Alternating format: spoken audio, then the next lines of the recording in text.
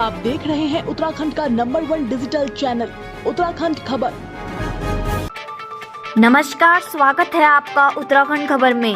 उत्तराखंड में आगामी विधानसभा चुनाव को देखते हुए 19 रायपुर विधानसभा की प्रदेश कमेटी ने आज रायपुर रोड स्थित मित्तल वेडिंग पॉइंट में बूथ स्तरीय कार्यकर्ता सम्मेलन का आयोजन किया। सम्मेलन का आयोजन रायपुर के पूर्व ब्लॉक प्रमुख प्रभुलाल बहुगुणा द्वारा कांग्रेस पार्टी की पहल मेरा बूथ मेरा गौरव के तहत किया गया। विशेषता इस आयोजन की?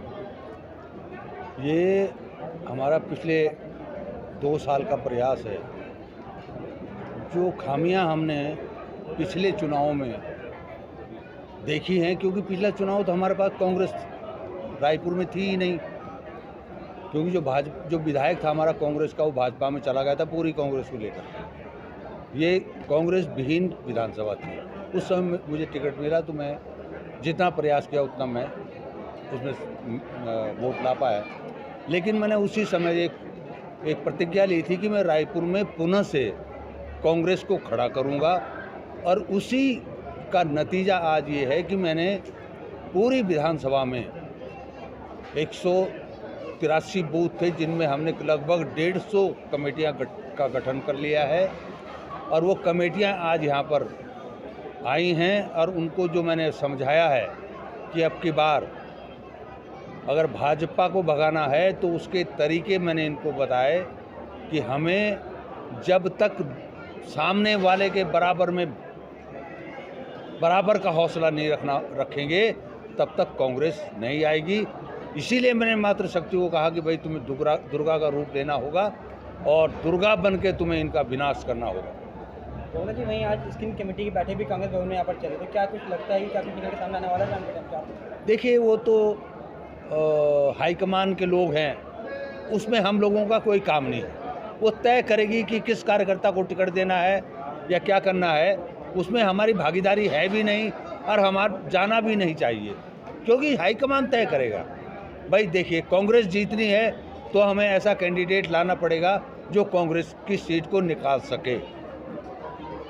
सारे प्रत्याशी हैं, हम एकजुट हैं। कोई रायपुर विधानसभा में कोई भी एक भी हमारा प्रत्याशी ऐसा जो टिकट मांग रहा है, एकजुट होकर के हम कांग्रेस को जिताएंगे। जी, अभी वर्तमान विधायक उमेश शर्मा काऊ जी यहाँ पर हैं, तो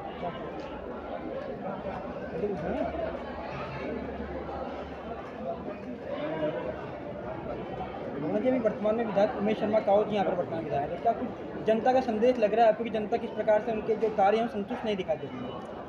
देखिए, जो कार्य उसने किए ही नहीं है तो जनता उसे क्या कहेगी। अगर कार्य करता वो विधायक तो जनता कुछ कहती, कुछ श्रेय देती या कुछ कहती, लेकिन उसने तो कोई काम किया ही नहीं है। इन 4.25 साल में उसने एक भी काम नहीं किया, और उल्टा यहाँ पे जितनी हमारी ज़मीनें थी रायपुर विधानसभा में, पंचायतों की ज़मीनें थी या और ज़मीनें थी, उन पर उसने कब्जा करवाया। 2022 के चुनाव नज़दीक आ चुके, तो क्या कुछ लगता है कि कांग्रेस सरकार बना रही है 2022 में अपनी? 101% कांग्रेस सरकार बनाएगी। हरीश रावत जी के नेतृत्व में कांग्रेस सरकार बनाएगी, हरीश रावत मुख्यमंत्री बनेंगे। वहीं पहले भाजपा और केवल कांग्रेस में यहाँ पर सीधा टक्कर होती थी, लेकिन पर आम आदमी पार्टी में मैदान में उतर चुके थे। क्या लगता है कुछ कांग्रेस को नुकसान हो रहा है आम आदमी पार्टी के? कुछ नहीं, कोई नुकसान नहीं है। देखिए, 2017 का चुनाव आप देखेंगे तो कितने कैंडिडेट थे। आज हमारे सामने हमारे जो आरएसएस के बहुत ही कट्टर महेंद्र सिंह नेगी गुरुजी थे, वो कांग्रेस ज्वाइन कर लिए। उनकी भाजपा में मजबूत पकड़ थी, आरएसएस के व्यक्ति हैं, उससे हमें उनके आने से कांग्रेस को बहुत बड़ा लाभ मिलेगा।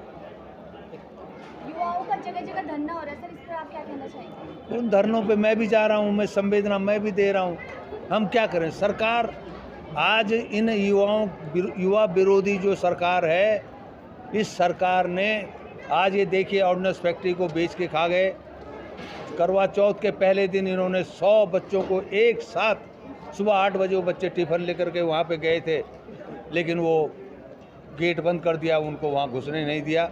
उन्होंने कहा कि भाई तुम्हारी नौकरी ख़त्म। जबकि देखिए, उनका कॉन्टेक्ट 3 जनवरी 2022 तक उनका कॉन्टेक्ट था।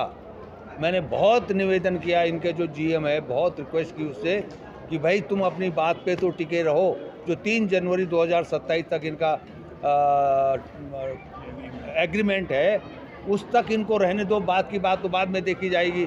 लेकिन उन ऐसे जल्लाद लोग यहाँ बैठे हुए हैं, उन्हें ना तो करवा चौथ की चिंता रही, ना दीपावली की चिंता रही। वो अपने बच्चों को क्या, पत्नी को तो करवा चौथ के दिन क्या उन्होंने तोहफा दिया होगा, अपने माँ बाप को क्या तोहफा दिया होगा, दीपावली उनके बच्चों ने कैसे मनाई होगी। ये लोग मैं तो इनको बिल्कुल जल्लाद कहता हूँ, ये जल्लाद की श्रेणी के लोग हैं।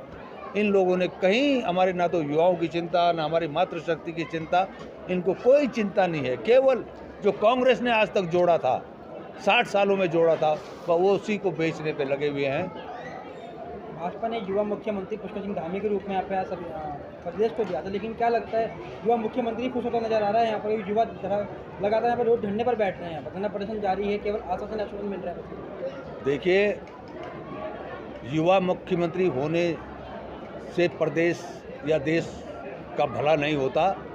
उस युवा की सोच क्या है, उस सोच पे निर्भर करता है।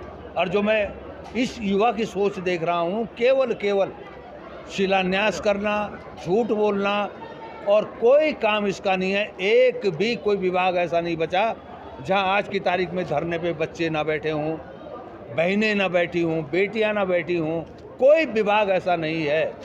और धरना स्थल ऐसी जगह बना दिया, वो खड्डे में। आप तो पत्रकार हैं, कम से कम आप ही लोग ये बात उठाते कि भाई तुमने ऐसी जगह, एक मान लिया मैं भूखा हूँ और मैं अपनी आवाज़ उठाने के लिए घंटा घर पे बैठूंगा तो 10 लोग मेरी बात का समर्थन करेंगे, लेकिन उस खड्डे में कौन समर्थन करने जाएगा? इन्होंने तो पहले ही कुचलना शुरू किया। सर, पत्रकार लगातार इस बात को उठा रहे हैं, पत्रकार लगातार कवरेज करते हैं। सर, विपक्ष को भी इस समय के उनका सहयोग करना चाहिए। अरे इन्होंने तीनों खरीद रखे, न्यायपालिका, कार्यपालिका, जो हमारा स्तंभ है पत्रकारिता, उसको भी इन्होंने खरीद रखा है। ये मतलब ये एक खरीद करके एक ऐसे वो बन गए हैं कि ये समझ रहे हैं कि जैसे हम बिल्कुल रावण का रूप लेकर के हमारे कोई हराने वाला पैदा नहीं हुआ। सर, गांधी पार्क पे तो बैठे, विपक्ष का तो मात्र 100 मीटर की दूरी पे विपक्ष है, सहयोग करना चाहिए। बिल्कुल, विपक्ष वहाँ पे गए हैं, माननीय हरीश रावत जी भी गए हैं। मुझे तो कल इस बात का पता लगा, हमारे साथ एक हमारे बहुत ही आदरणीय रेबल सदानंद पति जी हैं, उनका एक अपना संगठन है, वो गए वहाँ पे, उन्होंने उनकी बात को आगे तक भी उठाया है। और अब मेरे ख्याल में अभी कुछ दिन पहले ही वो लोग बैठे हैं वहाँ पे।